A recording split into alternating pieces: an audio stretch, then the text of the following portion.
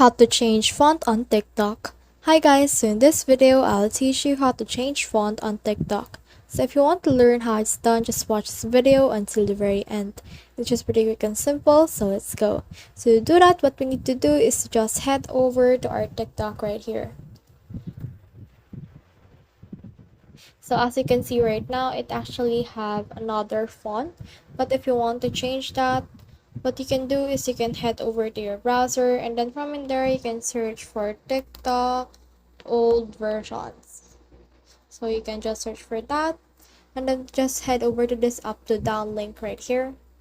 And then from in there, just scroll down until you can see all of the versions of TikTok that you can download. So for example, you want to download this update from July 20, you can just click on that.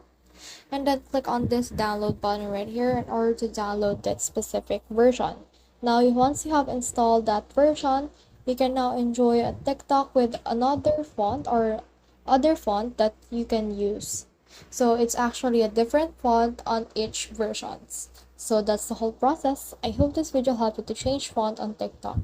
If you have questions or comments, comment them down below and we'll try our best to answer them. Thanks.